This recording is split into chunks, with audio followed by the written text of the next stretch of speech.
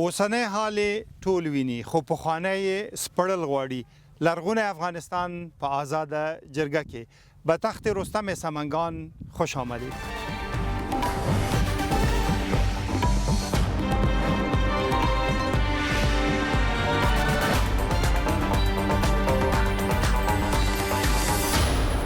جرگه ما این بار بر گذشته افغانستان و بازمانده های باستانی آن نظیر آنچه را در دور برتان میبینین میچرخد. به همه ایتان که از گوشه های مختلف افغانستان تا اینجا در شمال کشور تشریف آوردین خوش آمدید میگویم. در جرگه میلمانه دی زردشت شمس در اطلاعات و فرهنگ مرستیال وزیر، محمد هاشم زاره والی سمنگان، ناهید شعالمی آلمان مشت افغان انځورګر چې د آلمان د فوتبال ملي لوبډلې سره ګډه بشرپاله هنري پروژه هم لري، پوهنوال رسول باوري باستانشناس افغان و استاد باستانشناسی پوهنتون کابل و من هم جرگهدار شما داوود جنبش. سوال اول از سکینه از ولایت سرپل میپرسند در قطار سوم. سوال ما این بود که با توجه به اینکه در افغانستان آثارهای باستانی زیادی داریم اما چرا برای اکثریت مردم ناشناخته است؟ ناید جان سوالی است که آثار زیاد است، نه تنها جهان نمیشناسه که افغانان. شما برای اولین بار به خیالم که اینجا تشریف آوردین، چرا چنین است؟ بله، اول تشکر از سوال شما. بسیار این سوال بسیار مهم سوال است، چون که من فکر میکنم که تاریخ افغانستان اول سعی درس داده نمیشه در درون مکاتب و اگر ما خود ما یک کم کار مطالعه بکنیم و یک کم کار یعنی دلچسپی پیدا بکنیم به تاریخ افغانستان، بسیار زیاد مشکلاتی که ما داریم در افغانستان امروز و مشکلاتی که بر سبا بر آینده برای جوانای ما خلق میشه حل خواهد شد، چون که آثار تاریخی ما بسیار زیاد یک عمق خاص داره و بسیار گنج کلان است و این به یک تصویر بسیار زیاد مثبت در دور جهان بر ما داده میشه و یعنی می که جنگ و جدل 24 ساعت تنها در درون وقتی که افغانستان میگن تنها جنگ و جدل میشنوادم و این آثار تاریخی بیخی از یاد رفته و مثل که گفتم این آثار تاریخی بسیار یک علم کلان است که ما خود ما ازش میتونیم بیاموزیم و دیگه کسا هم میتونیم بیاموزیم. من فکر میکنم که اگر در مکاتب صحیح درس داده شود و آگاه بسازیم مردم، اونمو شاید که یک توتی باشه که بسیار زیاد کمک بکنه بر افغان ها و بر دور دنیا تصویری که برش داده میشه بر افغانستان. بله، و شما بخشی از هنر را پیش میبرین و با همونطور که در معرفیتان گفتم با تیم ملی فوتبال آلمان به نحو همکاری دارین به شکل بشردوستانیش. میشه این گونه کارها هم شامل فعالیت‌هایتان شود که در سطح جهان مردم آگاهی بیشتر از آنچه افغانستان در زمانهای پیشین داشت حاصل بکنند؟ 100%. ما از ما خاطر پیشترم رفتم پایان عکاسیام کردیم و بسیار زیاد بر ما یک چیز جالب است، چون که باعث یک افغان امروز از نگاه امنیت یا از نگاه هر نگاه دیگه که بگوین ما اینجا آمده نمیتونستم و بسیار خوش هستم که اینجا آمدیم، چون که برای اولین دفعه ما در تخت رستم آمدیم و ما مجبورم شدم که برای یک هفته این قدر دربارش مطالعه بکنم که بفهمم که از کجا جنبش از کجا شروع شده. ما خودم آگاه شدم. این حال ایده وظیفه که ناله که در فکر ماست ما امروز کار میکنم و میبینم که چی میتونیم کرد برای آینده و فکر میکنم که هر هنرمندی که از نگاه یا نقاش باشه یا شاعر باشه یا هر چیزی که باشه میتونه که همیشه از این گنج استفاده بکنیم در کار خود و در آثار خود برای آینده. تشکر. پوهنوال صاحب باوري صاحب پښتنه دا و چې موږ ډیر اثار لرو، ویل شو څومره اثار لرو لرغوني په افغانستان کې لنډ که وایس او کم یې ډیر ارزښت لري چې لومړی درجه پاملرنه ورته وشي؟ د ستر څښتن په نامه لومړی تاسو ته او ټولو د جرګې حاضرینو ته سلامونه نیک هیلې. دوم زه غواړم د مخ درې چې دې پوښتنې ته جواب ورکړم، ستاسو څخه مننه وکړم چې د افغانستان د یو ډیر نامتو ټاټوبي چې د افغانستان د فرهنګي میراثونو څخه شمیرل کېږي دلته مو دا پروګرام نیولی دی. دا د دوه اړخونو مهم دی، یو دا چې د اوسنیو مسؤلینو پام به ورته راواړول شي، دوهم دا چې دا ټاټوبي به د مسلکي کسانو د توجه وړ وګرځېږي. موږ تر اوسه څه زیات کم 1300 راجستر شوي فرهنګي میراثونه لرو، غیر منقول چې دا راجستر شوي دي. په داسې حال کې چې په افغانستان کې د آبداتو او د لرغونو ساحو او ټاټوبو شمیر زیات دی، خو دا راجستر شوي دي. هغه اصول چې زموږ په اداره کې شته مطرح دي، دغه اصولو پر بنیاد تر اوسه د 1300 په شاوخوا کې فرهنګي میراثونه ثبت او راجستر شوي دي. دیر شما سوال در مورد آثار فرهنگی تان دارین و فکر میکنین که آثار در منطقه شما هست که هنوز مردم محلتان و یا مردم کشورتان از او آگاهی ندارن؟ فکر میکنین جوان در قطار چهارم؟ بله. در ولایت سمنگان یک مغاره از نام قرهکمر، ما به عنوان کسی که در رشته جغرافیا تحصیل کردیم رفتیم از اونجا تصویری گرفتیم، ولی بدبختانه بگویم که قرهکمر اکثریت سمنگانان نمیشناسن. گذشته از اینکه نمیشناسن، با تاسف بگویم مسئولین زراعتشان هنوز هم آگاهی ندارن از قرهکمر و حالت قرهکمر تا هنوز درست نمیفهمن. شما برین حالت قرهکمر از نزدیک ببینین، در اونجا چوپانا به خاطر حفاظت از گوسفنداشون استفاده میکنن. این برای من خیلی یک مسئله است که برای بسیار مهم بود. میره بر شما گفتم خواهش میکنم از شما، سوال دارم در یک موضوع دوم، حکومت افغانستان، حکومت وحدت ملی چی برنامه داره پیرامون بازسازی اثرهای منطقه ما به عنوان خود تخت رستم، قرهکمر، هزارسوم؟ صحبت خواهد کردیم چون مخصوص راجع به سمنگان صحبت کردین، بگذارین که والی صاحب سمنگان برتون پاسخ بده.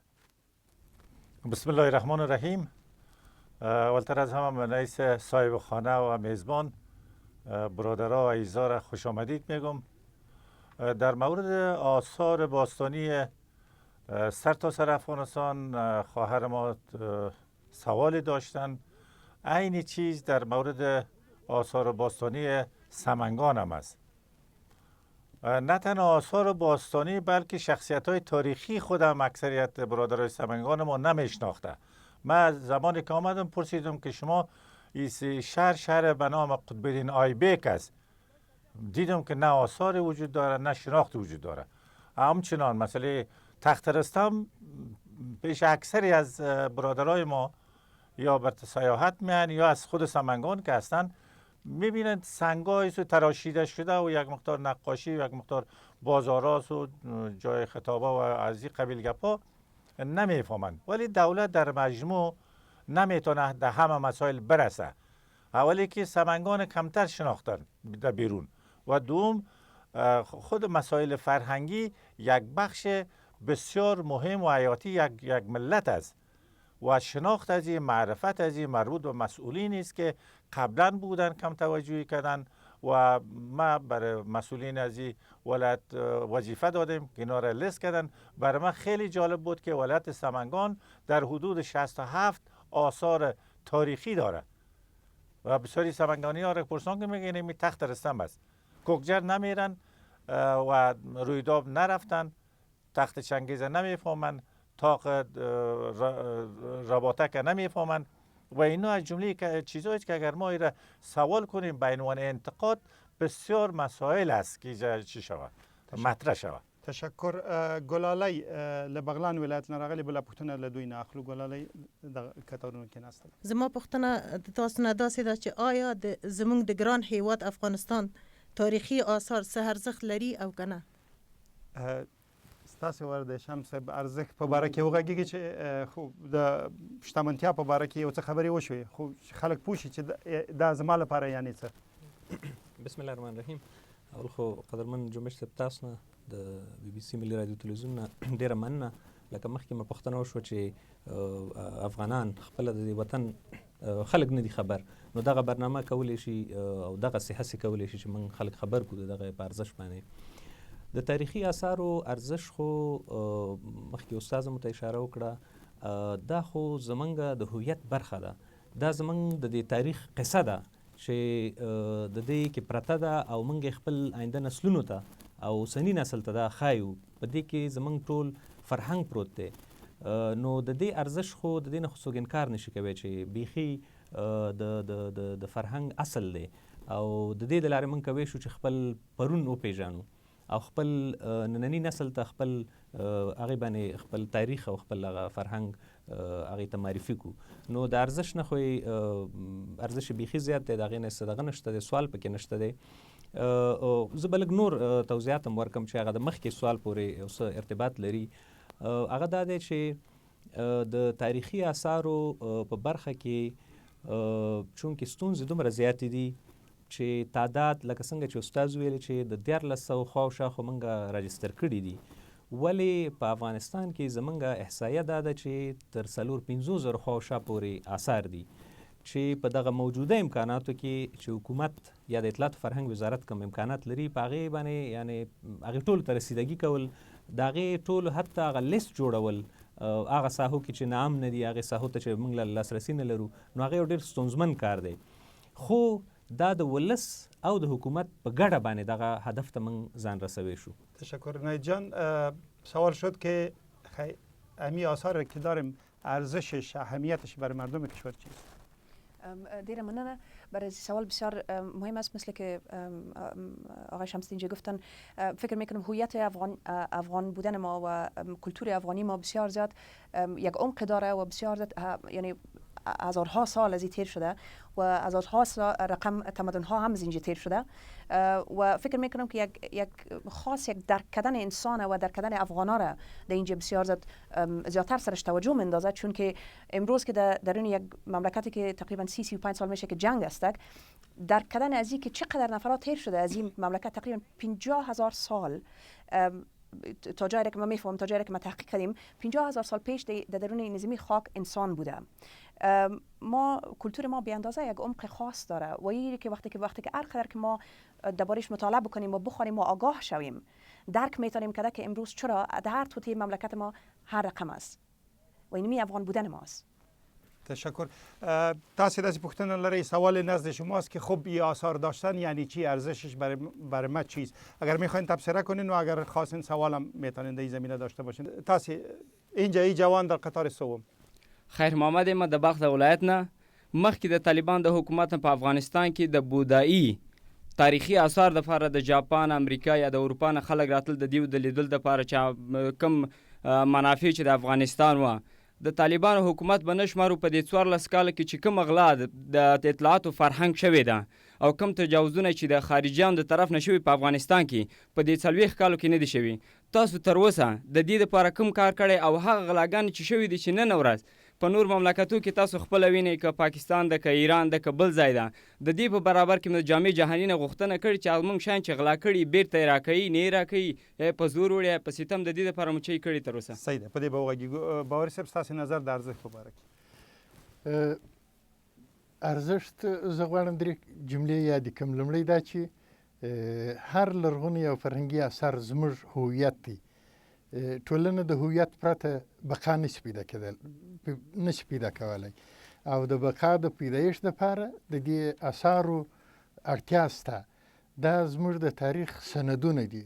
هر ادعا چې موږ لرو د همدې اثارو پر بنسټ موږ دا ثابتولی شو. دا زموږ ویاړ دی. موږ ویلی شو چې د همدې اثارو جوړونکي زموږ نیکهګان او زموږ پلرونه او زموږ مشران او پخواني خلک وه. د همدې اړه ارزښت زیات دی. خو د دې ټولو سره په دا اوس وخت کې د هر لرغوني او تاریخي اثر ارزښت په دې کې دی چې هم موږ د جهانیانو سره د دغه اثارو د پوهولو او د دغه اثارو د معرفي کولو په وجه خپل تاریخ د نړۍ سره شریکولی شو. دا زموږ هر اثر د نړۍ د تاریخ یو پاڼه ګرځېدلی شي. دوهم ارزښت یې دا دی چې اقتصادي دی. دلته به سیلانیان راځي، دلته به توریزم وده کوي، پر مخ به ځي. دریم ارزښت یې دا دی چې زموږ خلک به د خپل تېرې زمانې څخه الهام اخلي او همدا هڅه به کوي چې راتلونکو نسلونو ته به دغسې اثار پرېږدي چې بیا لکه اوس چې موږ دوی یادوو دا زموږ د اوسني عصر نسل به راتلونکي نسلونه بیا یادوي. بسیار تشکر. عزیز احمد از ولایت سرپل تشریف دارن، سوال دیگه مطرح میکنن. عزیز احمد، ما چی باید بکنیم که آثارهای قدیمی افغانستان نه در افغانستان بلکه در تمام جهان مشهور شود؟ بله، در تمام جهان مشهور شود. والی صاحب چی باید شود؟ سوال جوان بسیار جالب است که ما در تمام جهان متاسفانه به نام مردمای جنگجو و ناامن و مردمایی که زیاد به صلح علاقه نداره معرفی شدیم. برای ما زمینه را طوری مساعد ساختن که ما نتونستیم بسیار چیزهای با ارزش خود معرفی کنیم.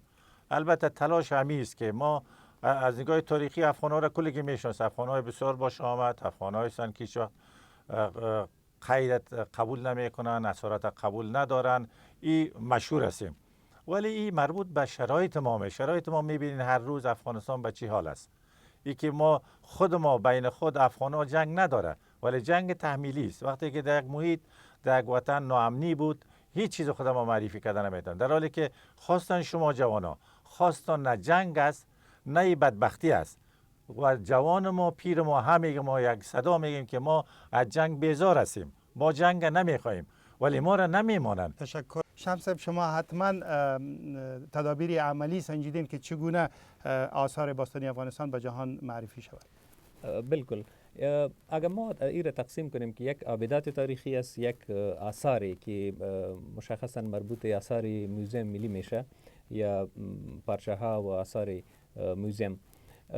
برای او ما یک عمده مثال داریم که آثار تلاتپا، آثار باگرام، آثار تبفلول که یک نمایشگاه دورانی سو در چندین کشورها میره، یک وسیله یا یک بهترین وسیله است برای معرفی فرهنگ افغانستان به جهانیان که الحمدلله تقریبا در کل کشورهای اروپا او به نمایش گذاشته شد. فعلا در ژاپن است و در اپریل در توکیو که از یک دیگه شهر به توکیو افتتاح میشه. امریکا هم رفته بود، استرالیا رفته بود، آلمان، ایتالیا. یک وسیله مهم است. بکنه غواړم ما اوریدلی چې دغه نندارتون په ټوله نړۍ کې ترسره شو، څه عاید افغانستان ته درلود، دغه عاید باندې بیا څه کیږي؟ بیرته په دغه لرغونو اثارو لګیږي که بلې خواته ځي؟ ښه، داسې ده چې د وزارت مالیې سره زموږ په دې اړه همدغسې یو مشکل و، خو چونکې قوانین داسې دي چې عواید راځي د عوایدو حساب ته، د وزارت مالیې حساب ته، هغه موږ مستقیم نشو مصرفوي. ولی په بدل کې بیا د مالیې وزارت هغه لازمه مرسته چې د میوزیم دپاره او زموږ د فرهنګي نهادونو دپاره ریاستونو ته پکاري به یې زموږ په اختیار کې راکوي، ولی مستقیم هغسې نشو مصرفوي. ولې ډېره ګټه یې موږ ته کړې ده. یعنې دغه نندارتونونه له مادي پلوه هم ګټور وو؟ ډېر ګټور. یعنې یو طرف ته هغه معنوي او هغه د افغانستان د فرهنګ معرفي ده، بل طرف ته مادي ده. بل دا دی چې هغه هیوادونو ته یعنی په امریکا کې چې کله دا په نمایش باندې کېښستل شول، د امریکایانو فکر بیخي بدل کو.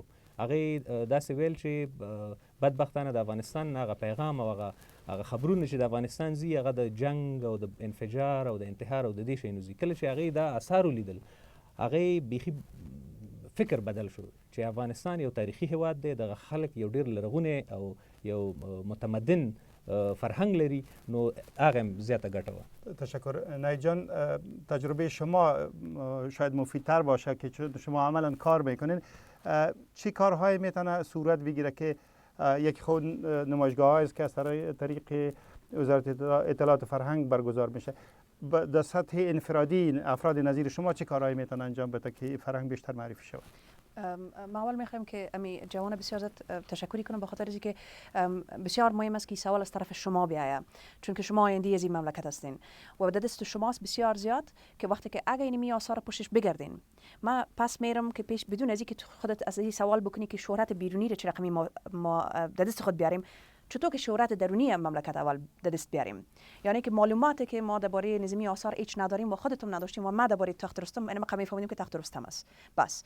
و این مطالعه بسیار زیاد مهم است، چون که اگر وقتی که شما این بفهمین که چرا است، دلیلش چی است و در کجا میرسانیتونه، اون وقت یک رقم آتش است که در درون خودت پیدا میشه که باز اون وقت میتونی که در بیرون رو مشهور بسازی. در بیرون اینم ترکی که از طرف حکومت و کسایی که در حکومت کار میکنن، این وظیفه از اوناست.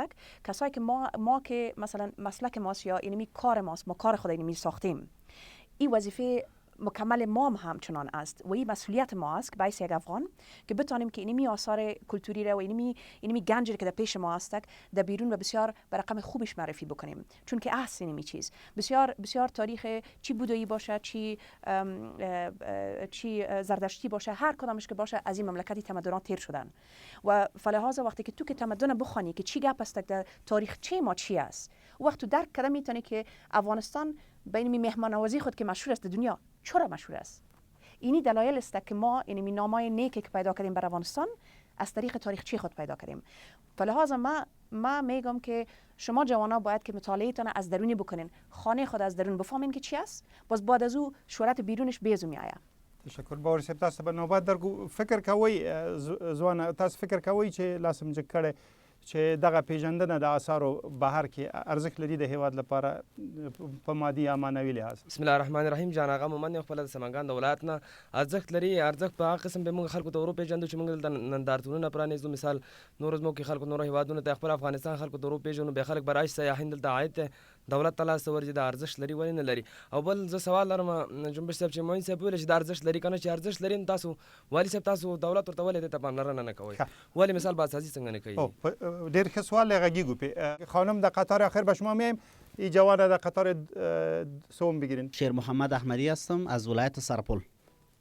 خب اول میمونا رو خوش آمدید میگم. بعد از او ما میخواستم بگویم که در کشورهای دیگه خارج از افغانستان ما میخوایم یک دفعه بریم. در کشورهای دیگه آثارهای تاریخی در اونجا یک منبع درآمد است برای مردمش، برای دولتش، منبع عواید است. اما متاسفانه در افغانستان وقتی اگه ما بیایم به آثارهای تاریخی اگر متوجه شویم ببینیم، به این حالت است که قسم که حال شما مشاهده میکنید یک تنها در سمنگان نه بلکه در سر تا سر افغانستان به می حالت است و او را حتی ما با راکت میزنیم، انفجارش میتیم، میگیم محو شود نباشه باید در افغانستان.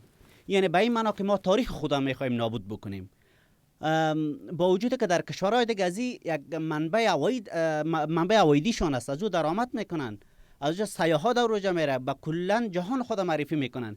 قسم که گفتیم کشورهای زیادی هستن و ما میخوایم سوال ما در اینجا در این قسمت است که آیا دولت برای ایجاد سهولت برای سیاحایی که خارج از کشور است تو برنامه داره که بر از سهولت ایجاد شود، بر از به حساب جایای جور شود در گرد در اطراف می آثارهای باستانی می و شما بنای باستانی می که اونا توجهشون جلب شود، در اینجا جلب توجه شود اونا بیاین به افغانستان. این تو کدام برنامه دولت داره در این راستا؟ تشکر می‌پردازیم. خانم در قطار آخر. بسم الله الرحمن الرحیم. ګل بیبي یم له پکتیا ولایت څخه. زما له هغه له مېلمنو څخه دا پوښتنه ده ولې موږ پردی فرهنګ په ځان تطبیق کړو؟ که په دې موضوع باندې موږ ته رڼا واچوي نو ډېره به ښه شي.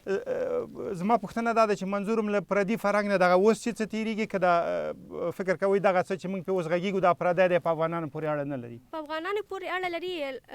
دا اوس چې په غږېږي دا اوسني وخت کې چې کومې خبرې روانې اوسني عصر باندې غږېږي. ډېره مننه. باوري صاحب مهرباني وکړئ. خو ډېرې مطرح شولې، خو زه به د دغه ځای څخه پیل کړم چې څه کولی شو چې دا موږ په نړیواله سطحه باندې د خپل اثار وپېژنو. یو اړخ یې دا دی چې موږ اول لومړی په خپل هېواد کې دا وپېژنو.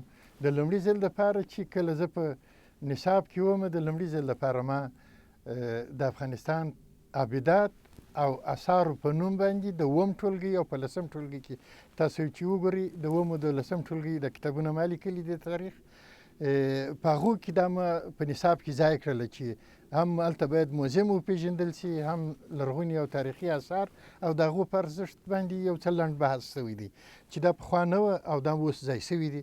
زه هیله من یم چې په مکاتبو کې دا ښه تدریس سي.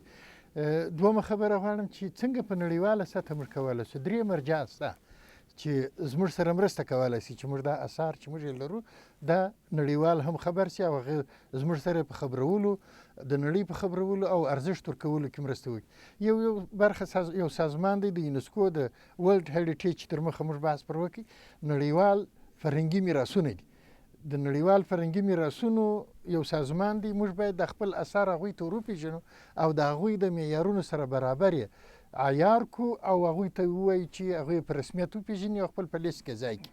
دا یوه لاره ده چې موږ کولی شو زموږ دولتي مسؤلین او هغه څوک چې مسؤلین دي د دې چارو هغوی دا کار پر مخ بوځي. دوهمه لار یې دا ده چې د افرادو په توګه باندې موږ هغه څوک چې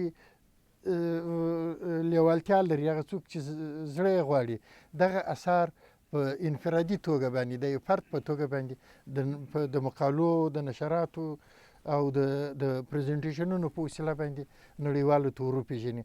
او یوه درېیمه لار هم شته، هغه دا ده چې موږ د دولت په مرسته، د مسؤلینو په مرسته تورستانو ته د امکانات برابر کړو چې هغوی راشي زموږ ساحات وویني او هغوی بیا په نوره نړۍ کې د زموږ د ساحاتو په اړه باندې خبرې وکړي.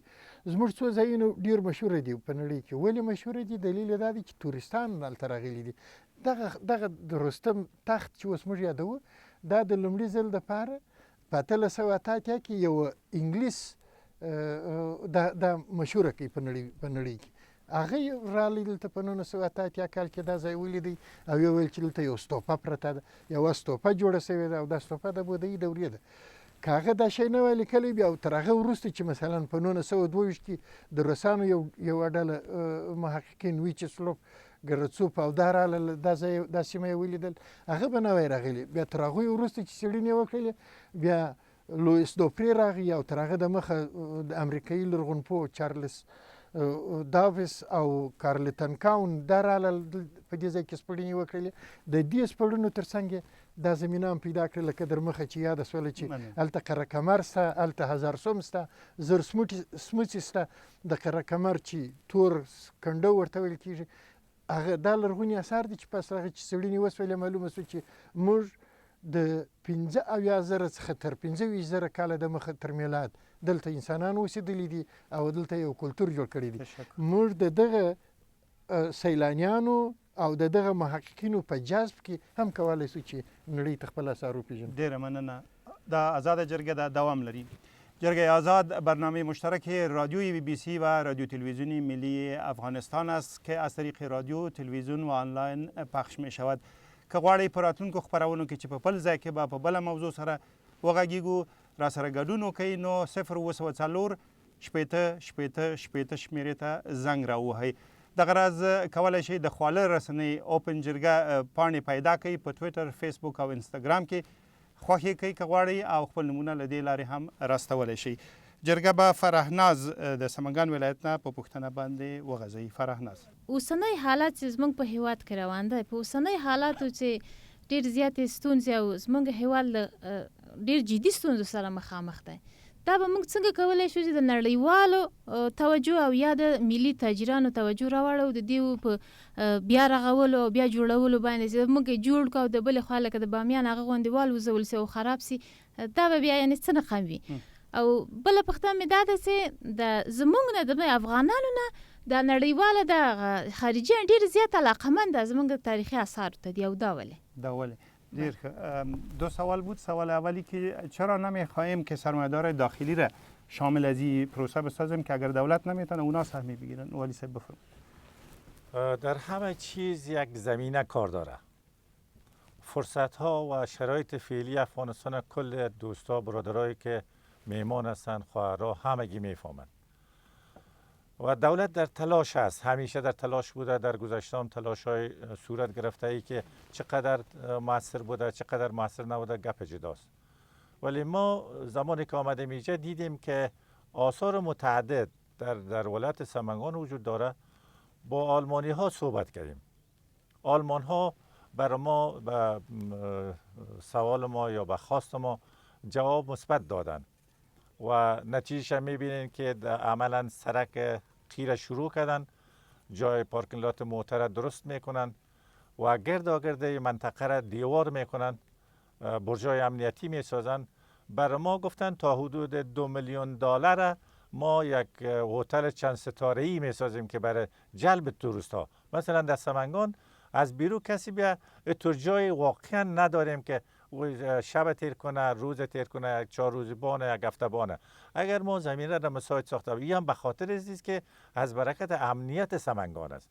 امنیت سمنگان هم از برکت مردم شریف ولایت سمنگان است و تلاش‌های شب و روزی نیروهای امنیتی ما مشترکاً تانستن که سمنگان و مقایسه دیگه ولایت‌ها امن‌تر بسازن، در حالی که ما می‌بینیم که بغلان در پالی ماست، قندوز ما همسایه ماست، سرپل نارام است همسایه ماست، مزار است، بامیان است. در بین از این ولایت‌ها فضل خدا که سمنگان امنیتش خوب است و خارجی هم علاقه میگیره. تا زمانی که امنیت درست نشه در افغانستان نه توریست خواهد آمد و نه هم سرمایه‌گذار داخلی و نه هم سرمایه‌گذار خارجی سرمایه‌گذاری کنه.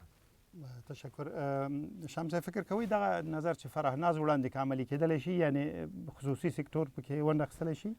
بالکل خصوصي سکتور خو موږ سره اوس هم همکار دی، خو یو به زه د خور په جواب کې وایم چې باید ناهیلي نه اوسو، یعنی ستونزې او دغه شته دی، خو دا ده چې په دغه افغانستان باندې سخت شرایط تیر شله، خو بیا هم موږ د هیواد دغسې بچي لرل چې دغه اثار خوندي هم ساتلي دي، یعنی چې موږ ته نن پورې انتقال شوي دي، نو باید ناهیلي نه اوسو. خصوصي سکتور موږ سره په زیاتو برخو کې همکار دی، ولې بیا هم دې ته هم یو زیات دغه کمپاین ضرورت دی. چې د هغې څخه د استفادې د هغې رول پکې لا برجسته کو او د هغې رول پراخه کو. یو بل موضوع تاسې اشاره وکړه چې د بهرنیان زموږ همکار دي، یعنی په دې ټولو مسایلو کې د افغانستان د دولت په تشویق باندې هغې موږ ته غوښتنه کړې ده، هغې راغلي دي په دې ټولو، که هغه د بامیان ساحه ده که د جام مینار ده. په داسې حال کې چې موږ د جام مینار او د بامیانو ساحه چې د تاریخي دا د نړیوالو فرهنګي میراثونو په لیست کې دي، یعنی هغه د ټولو د بشریت مسؤلیت دی، د هغې ساتنه هغه د بشریت میراث دی. نو زموږ هغې همکار دي او زموږ په هڅونه باندې هغې راځي، دلته کومک کوي، موږ ته زیات ممنونی. تشکر.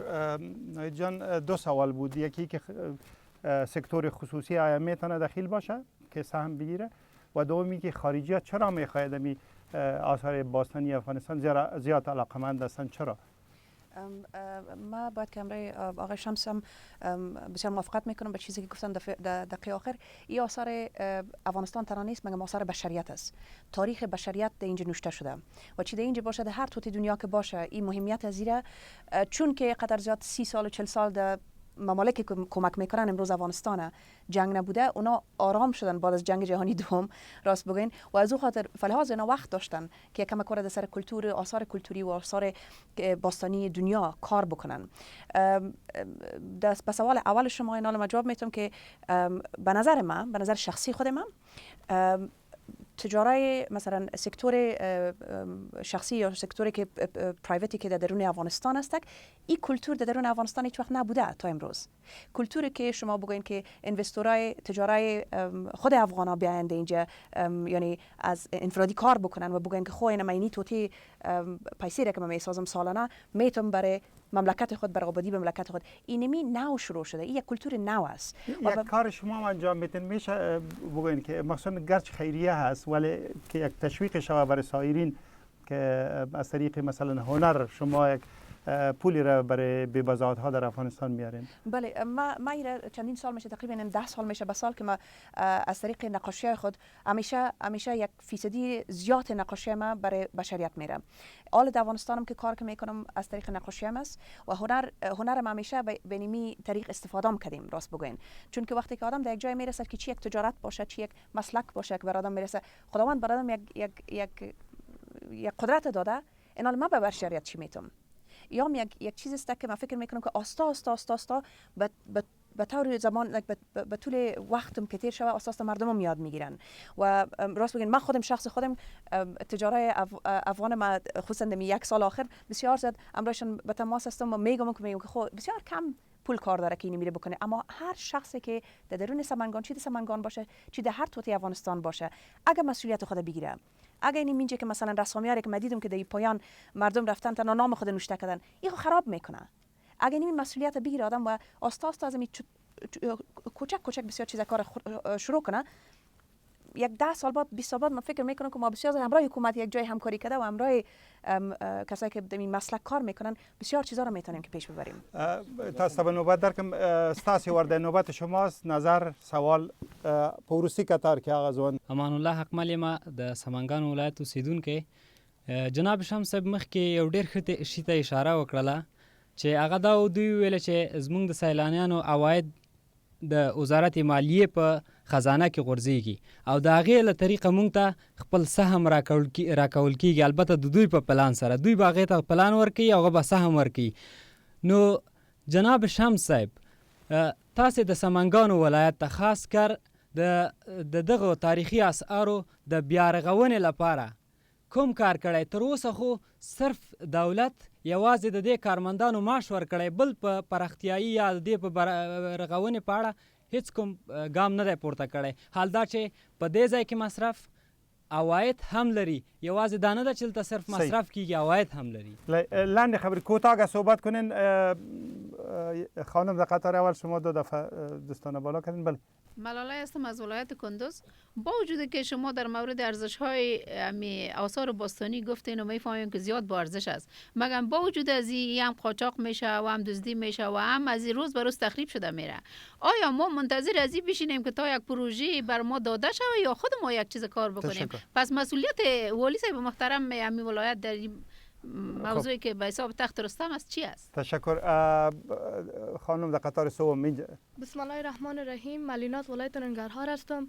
سوال می بود که ما چگونه می توانیم که از آثار قدیمی و باستانی خود حفاظت کنیم؟ تشکر. محمد آریان از ولایت لوگر تشریف آوردن. سوال دیگه از اینا میگیریم. محمد آریان. یک شعر اضافه است که میگه سالها دل طلب جام جم از ما میکرد و هر آنچه خود داشت از بیگانه تمنا میکرد. ما افغان‌ها همیشه داد زدیم که ما تاریخ 5000 ساله داریم، ما تاریخ فلان قدر قدیمه داریم. تا به امروز افغانستان چقدر تونست از استفاده کنه؟ کشور مثل 40% عایداتش از آثار تاریخی به دست میاره از طریق توریستا. بله، باوری صاحب مهربانی و که بفرمایید. سوالی بود که خب 5000 سال، 6000 سال، 1 سال هر چی که از چی فایده میتونه برای کشور داشته باشه؟ ما پیشتر در صحبت‌های خود گفتم که هر اثر باستانی ما، هر اثر تاریخی ما هویت ما هست. انسان و جامعه اگر هویت نداشته باشند بقایش تضمین نمیشن. از این جهت ارزشش روشن است. ما فکر میکنیم هدف جوان ما بود که ای که ما میگیم 5000 ساله هست چی کردیم برش. اگر هدف سوال شما ای است که چی کردیم برش، سوالی برجا است. 3 مسئله بسیار مهم است. یکی درک و فهم. ای به 2 جهت رجعت میکنه، هم از مسئولین دولتی که درک داشته باشن و فهمی داشته باشن از آثار باستانی و از اولویت‌هایش. دوم از مردم هست. مردم باید توجه داشته باشن به آثار و اشیای تاریخی خود که او را ملکیت خود حساب بکنن و او را چنان حساب بکنن مثل که زمین قبالیش است، مثل که یک خانه‌ایش است، مثل که در خانه‌ایش یک چیزی خوبی را حفاظت کردن. باید اثر باستانی و یک محل و اشیای باستانی را باید به همین شکل و به همین روحیه حفظ بکنن.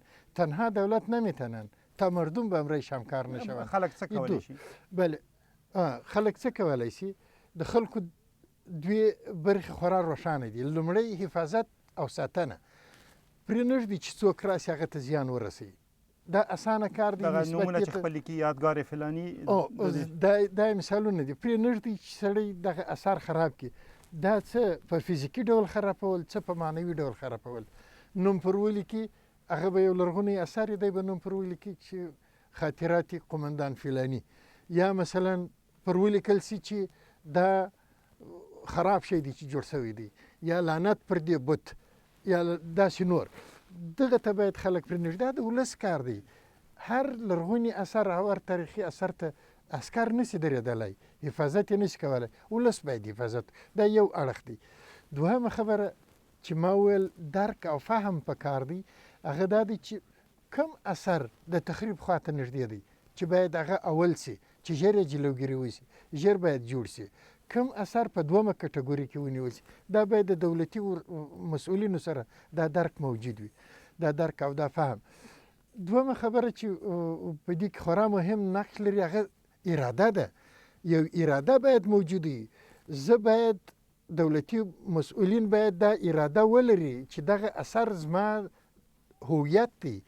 یه اثر هویت ما است. اگر به این فکر باشن که یه اثر یک چیزی است اضافی، اگر به این فکر باشه معنیش است که او حفاظت نمیشه، او انکشاف کرده نمیتونه. و مسئله سوم تدبیر است. باید تدبیر داشته باشم. درک فهم یک مسئله است و اراده مسئله دوم هست و تدبیر مسئله سوم. اگر ما هر سه را داشته باشم مسلماً که ما حفاظت کرده میتونیم، مسلماً که ما فعالیت های ما مثمر واقع میشن. شمس بوستاسی ورده رور دغه په جواب کې خبره دا ده چې موږ چې مخکې د عوایدو خبره وکړه وزارت مالیې ته راځي، موږ د خپل پلان په اساس اخلو. لکه څنګه چې استاد ویلې وزارت د تاریخي ابداتو د بیا رغونې او د هغې څخه د حفاظت ریاست خپل یو اولویت بندي کړې ده. مثلا هغه تاریخي ابدات چې هغه موږ په دې تشویش کې چې هغه د منځه تللو یا د ګواښ سره مخ دي، او جدي دغه ته اړتیا لري هغه په اولویت کې نیول کیږي. د هغې په ترمیم باندې موږ د داخل د وزارت د انکشافي بودیجې نه په هغې باندې اقدام کیږي. یعنی هغه داسې نه پاتې کیږي چې بې غوره پاتې کیږي. دا اوس چې موږ په کوم د آبدې خوا کې د تخت رستم د دې اوس دا فعلا اسنادسازي جریان لري او دا د افغانستان یو د هغه مهمو آبداتو څخه ده چې امکان لري په ډېر نږدې راتلونکي کې دا د نړیوالو میراثونو په لیست کې شامل شي. ولې هغه یو سلسله اسنادسازي ته ضرورت لري او هغه ډاکومنټیشن ته ضرورت لري چې هغه پروسه اوس ادامه لري. نو وزارت دغه اولویت بندي لري په هغه برخو کې اقدام کوي چې کم یو کې د موږ پوهیږو چې هغې کې د زیات مشکل سره مخ وي او خدا نخواسته هغه د منځه تلو په حال کې. نایب جان بیاین کمی راجع به تخت رستم صحبت بکنیم. رستم قهرمان اسطوره‌ای شاهنامه است و خود صاحب شاهنامه گفته که خلقش کرده. به هر صورت بخشی از افتخارات از کشور است، ولی این چیز یک چیز مادی است که می‌بینیم و به دوره بودایی تعلق داره. به عبارت دیگه این جایی است که اسطوره‌ها با آثار مادی گره خورده. فکر میکنین که چگونه میشه به جهان به نحو معرفی کرد که بیشتر جلب توجه اونا را بکنه و بیان و هم فرهنگ مادی و هم فرهنگ معنوی نظیر شاهنامه را تلفیق بدن اینجا؟ از نگاه ما فکر میکنم که اگر میخوایم که ما در بین‌المللی به حساب بین‌المللی پس سوال از جوانی که پیشی مشیشته است به حیث شاهنامه باید نمی‌تونی تعبیرم بکنیم. به خاطر یک قصه است. تاریخ کلش یک قصه است و تخت رستم و سراب رستم خود قصه از شاهنامه را کسی که خوانده اولین چیزش که هست که باید همه گیتان شاهنامه را بخوانین به خاطر که اونم که یاد میگیریم هر دفعه که این قصه را که آدم میخوانه و تعبیر میکنه یک چیز نو ازش میبینم. و باساس شاهنامه رستم در اینجا اسبش رخش گم کرده بود و بالاخره افسانه‌ای که در شاهنامه اسطوره‌ای که هست از او اطلاع داریم. بله بفرمایید.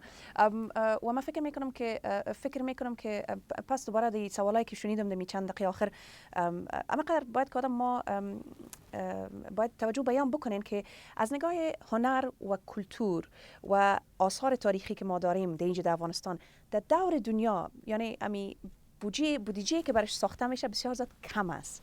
تنها در افغانستان تو نیست و خودم یک هنرمند هستم و خودم یک نقاش هستم. کمترین توجه به اینمی آثار هنری داده میشه به دور دنیا تنها به افغانستان نیست. فلهذا من فکر میکنم که چی از نگاه گفتن از این شاهنامه باشه یا قصه را بیرون کشیدن باشه مسئولیت زیاد در دست مردم خود ماست.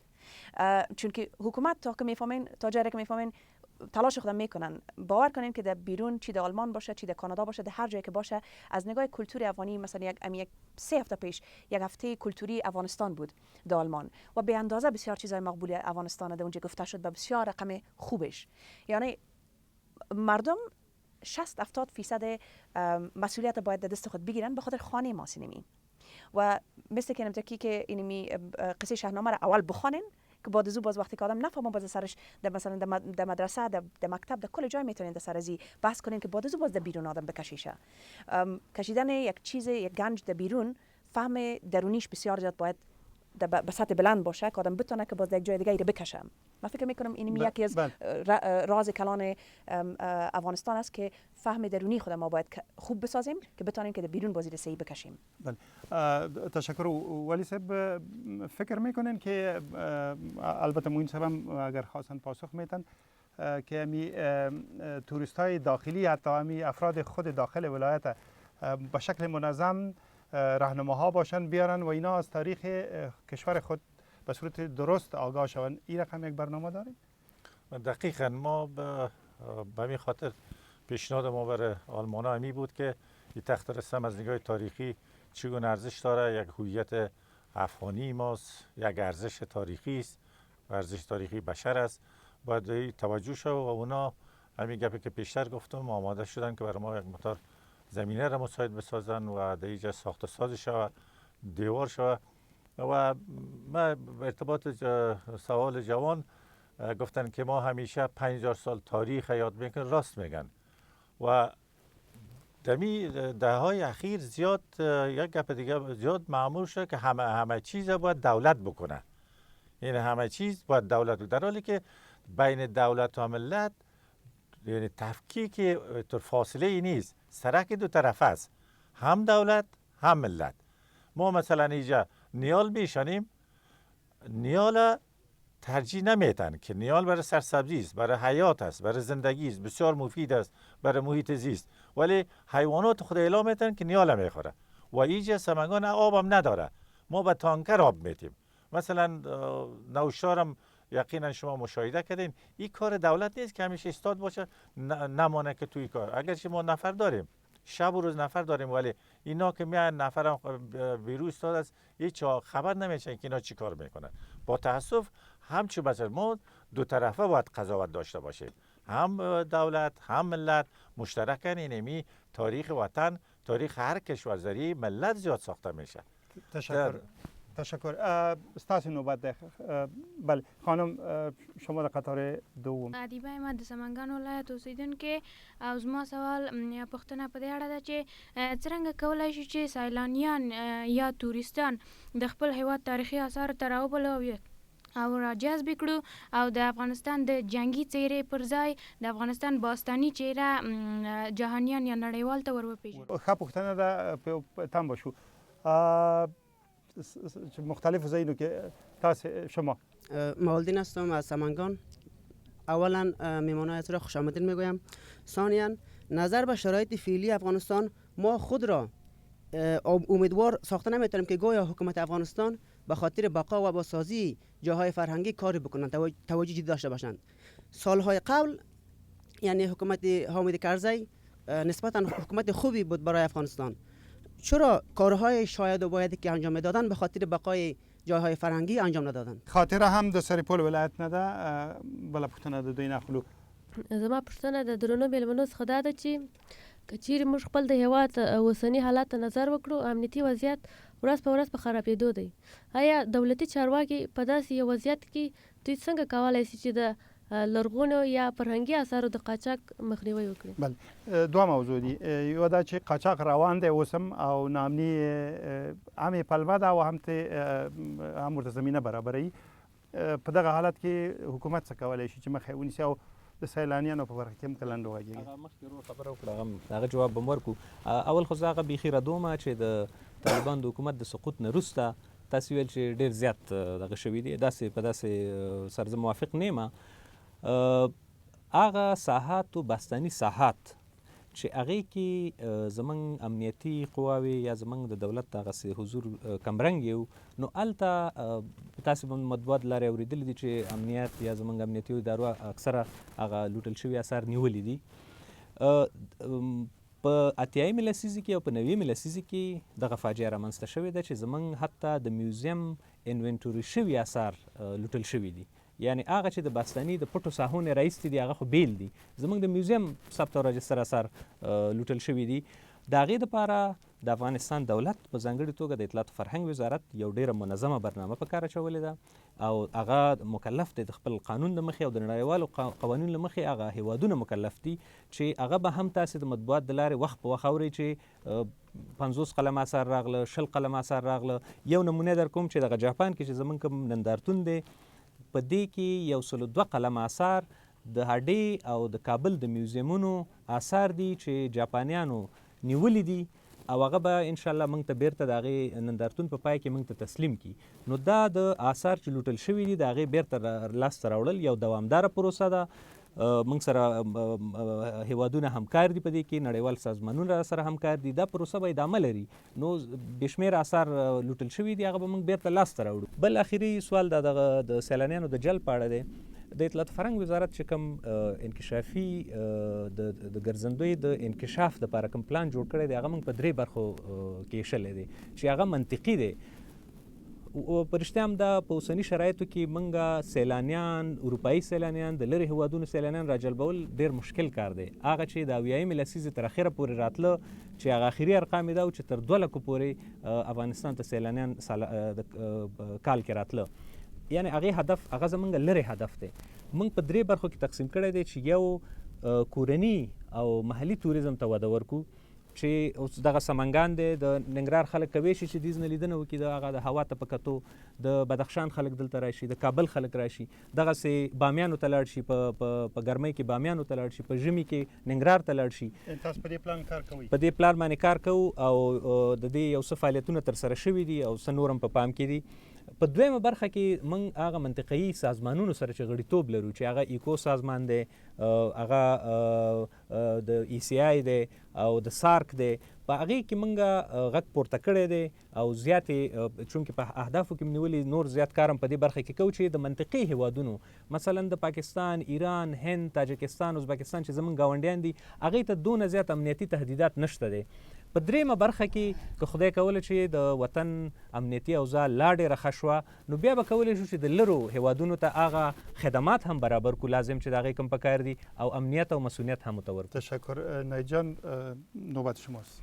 اول که از درون خانه خود ما یعنی که از افغانستان اگر ما شروع کنیم و مسئولیتی که افغانای ما در درون افغانستان دارن اگر مسئولیت خود ما بگیریم باعث یک نفر که از سمنگان هستیم، از کابل هستیم، از هر جایی که هستیم تقریبا 5000 آثار تاریخی یا آثار باستانی ما داریم در درون تمام افغانستان اما هیچ در پشت سر از این نمیگردیم که آیا امور چه رقمی ما خود ما حفاظت بکنیم. مثل که ولی صاحب پیشتر گفتن که وقتی که شما در اینجا یک دانه درخت میشونین و او رو بیاید یکی خراب کنه یا هر چیزی که بکنه ما باید که احترام اینمی وطن خود پیدا کنیم و احترام آثار تاریخی خود پیدا بکنیم. وقتی که این چیزا شوه واضحه است که امنیت خراب است و حکومت هر چیزی را که باین کل چیزم در سر امنیت نمیتونیم ما پرتیم. راست بگوین مسئولیت یک شخص یک فرد افغان اینمی است که اونموجه که یک نفر که میبینین که شیشته کت قلم خود نوشته میکنه که مثل که استاد صاحب گفت نوشته میکنه استادش کو بگو اینمی کار غلط است چرا میکنی؟ و این بسیار یک تربیه خاص جامعه است که ما باید سرش کار بکنیم. من فکر میکنم که ای که آدم 24 ساعت بگه که خب امنیت خراب است، این خراب است، حکومت کار خود نمیکنه، او کار خود نمیکنه، فعالیت ها بسیار زیاد است. من بسیار زیاد گپ آقای شمس تطبیق میکنم چون که شما فعالیت ها را نمیبینین مگر فعالیت ها در پشت سر بسیار زیاد است. ای که ما از آلمان آمدیم در اینجا شیشتیم امنیت ما را گرفتن که در اینجا آمدیم اگر ما همچنان نمیتونستم آمده اگر نمی برنامه نمی بود اینال اگر هر کسی این مسئولیت دست خود بگیره من فکر میکنم که و همچنان کسی که از سمنگان است میتونه بامیان بره میتونه از بامیان میتونن کابل برن و این آثار در موزیم‌های خود میتونیم بریم مطالعه بکنیم وقت بگیرین برش و اینمی کلی چیزایی است که اگر توجه ما برش بکنیم فکر میکنم که بسیار زیاد همکاری تانم امرای مثلا ولسوالیا و امرای ولی صاحب یا امرای خودم شورا امرای حکومت یک جا میشه و این یک مثل که بیشتر گفتیم یک راه دو طرفه است. ما هم باید که دیگه بسازیم و همبستگی بکنیم اونم یگانه راهش است. تشکر. ولی صاحب بفرمایید. تشویق جهانگردی داخلی و همچنان اگر در مورد جنگ و تاثیرش در مورد قاچاق آثار باستانی از کشور میگن که نقش داشته و بعضی ها از این نام استفاده میکنن و آثار باستانی را غارت میکنن. دقیقاً ناامنی مصیبت میاره، جنگ بدبختی میاره، در جای شک نیست. آثار تاریخی ما واقعا به غارت رفته، بسیاریش پیدا شده، بسیاری آورده شده و در مورد در اینجا چی در ولایت شما میکار ولایت جریان داره فعلا یا نه؟ آثار کم بوده و چی زیاد است و اون کس غیر منقول است کسی غیر منقول بود اگر نه می تخت رسته هم میبردن برده نمیتونن. منتها چیزی که مهم از دوستا سرش اشاره کردن مسئله خود ماست، آگاهی خود ماست، احساس مسئولیت خود ماست. اگر واقعا خود ما احساس مسئولیت کنیم، خود از افغانستان بدانیم، کل افغانستان و خانه مشترک بدانیم، ما در این مصیبت نمیرسیم. نفوذ دشمن، بدبختی که امروز آمده در جنگ در افغانستان آورده، جنگ ادامه داره، یک فاکتور اصلیش خود ما هستیم. مشکلاتی که در گذشته داشتیم بالاخره طوری با هم چی خورده گت خورده که ولی تشخیصش مشکل شده. همگی میگه حکومت، همگی میگه مردمای این و آن و حساب قاچاق و از این قبیل کلش ما قبول میکنیم، ولی چیزی که بسیار مهم است برای ما که همکاری. بسیاری از ولایت‌ها باید از سمنگان یاد بگیره، مردم سمنگان چقدر با دولتشان همکار است. بین خودشان اگر هر مشکل داشته باشن با کسایی که تخریب میکنه، کسایی که انفجار میکنه، بدبختی میاره، به هیچ وجه اجازه نمیدن. اگر همین روحیه انکشاف پیدا کنه و همون جلو دوزی هم گرفته میشه، جلو هم نابسامانی ها گرفتن، برای که ما مسئله بدامنی ما را خراب کرده. اگر نه افغانای خصلت نداشته بدامنی و چه کردن، ولی کلش باز هم خود ماسیم، برای خود ماسیم، خانه خود ماست. ما با یکی دیگه احترام داشته باشیم، یکی دیگه را دوست داشته باشیم، اعتماد خلق شود. ما به عنوان یک همشهری خوب و مسئول باید ایجاد عمل کنیم و هم از آثار خود حفاظت کنیم، حراست کنیم، هم از هویت خود، هم از آزادی استقلال خود حراست کنیم. تشکر. باوری صاحب بروسته خبرې دوه موضوع دي مهرباني وکړئ. اول خو د توریزم په اړه باندې زه غواړم چې وایم یو صنفبندي پکار ده. هغه داسې چې په کومو ولایتونو کې څه ډول توریزم ته رشد ورکولی شو. زیارتي توریزم ډېر ښه دی چې د مزار شریف دپاره تنظیم شي، د پسرلي په وختونو کې خلک راځي. تاریخي توریزم د کومو سیمو دپاره پکار دی، باید دغه شی عیار شي. سپورتي توریزم چې د سپورت دپاره وي باید عیار شي. د تفریحي توریزم، د توریزم مختلف ډولونه دي او دغه ډولونه باید په پام کې ونیول شي، د هغه ولایت امکانات او هغه ظرفیتونه په پام کې ونیول شي او دغه دپاره پلان جوړ شي، تر څو چې هم تورستان او سیلانیان دغه څخه ښه ګټه واخلي او خپل د طبع برابر ځایونو ته ولاړ شي. یو ډول د توریزم دی هغه ته ماجراجویي توریزم وایي. ماجراجویي توریزم دا دی چې د ډیرو سختو ستونزو او مشکلاتو په منځ کې ګرځېدل، یا د غرونو سر ته ختل او یا په ډیرو ګړنګونو کې ځان اچول یو توریزم دی، او یا په جنگي سیمو کې هر سړی نشي کولی، چې هر څوک نشي کولی. دا جنگي توریزم یو شمېر کسان دي یو ډول دغه لري، یو ډول مینه لري د دې سره چې څنګه د جګړې په شرایطو کې خپل ژوند وکړي او دغه ځای کې ځان تیر کړي. لنډ که په دې باندې وغږېږئ چې ستاسې معلومات څه دي، تاسې لرغونپوهانو سره او چارواکو سره حتما غږېدلي یاست. د آثارو د قاچاق بهیر تم شوی دی که لا هم روان دی؟ د آثارو د قاچاق بهیر خو تم کېدلی نشي. دا د پخوا زمانو څخه تر څو پورې چې د انتیکو لیوالتیا وي او هغه کسان چې کلکسیونونه جوړوي تر هغه وخته پورې به دغه اثار قاچاق کېږي. د ایټالیا څخه انګلستان ته ځي، د هنګري څخه و جرمني ته ځي او د مصر څخه و روسیې ته ځي. دا د قاچاق مخه په ډېر سختۍ نیول کېږي، مګر د اثارو چور په افغانستان کې اثار چور سوي دي، قاچاق نه دی سوی. د 100,000 قلمو اثارو څخه چې یوازې په موزیم کې راجستر سوي وه 100,000 اثار، 80,000 د افغانستان څخه چور سول. دا قاچاق نه دی، دا چور دی. د 2 ټنو په حدودو کې د میرزکې څخه اثار چور سول.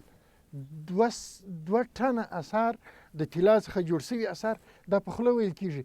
دا اثار د منهاټ د خولې د نقل قول کوم چې په یونسکو کې کار کوي، دې ته قاچاق نه ویل کېږي، دې ته چور ویل کېږي. او په دې چور کې یوازې هغه کسان نه دي چې د باندې څخه علاقمند دي، بلکې له بده مرغه یو شمېر داسې کسان هم زموږ په دننه هېواد کې وه او یا لا اوس هم شته چې د دغه قاچاقبرانو او د دې غلو او د ډلمرانو سره لاس یو کوي او دا اثار له بده مرغه د افغانستان څخه باسي. یو شمېر اثار لنډ که ووایاست د مخنیوي لارې شته؟ لنډ په یو څو د مخنیوي لارې ما ویل چې په کلي ډول سره د اثارو د قاچاق مخه نشي نیول کېدلی، مګر د چور مخه نیول کېدلی شي. د چور مخه په دوو برخو کې ډېر ممکنه ده چې ونیول شي. لومړی تر هر څه زیات حکومت دا کار نشي کولی، ولس یې کولی شي.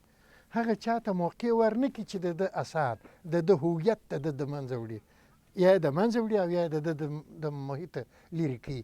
دا تر ټولو مهمه خبره ده چې ولس باید په دې کې برخه واخلي. دوهمه خبره دا ده چې باید هغه انسداد مسدود شي او منع شي هغه لارې چې د قاچاقو مسیر پر هغه خوا باندې شته او دا اوس روښانه دي چې کم مسیر باندې د اثار قاچاق. موضوع ډېره په زړه پورې ده، موضوع جالب است که میتونیم ساعتها روی آن صحبت بکنیم، ولی متاسفانه وقت برنامه جرگه آزاد در همینجا به پایان رسید.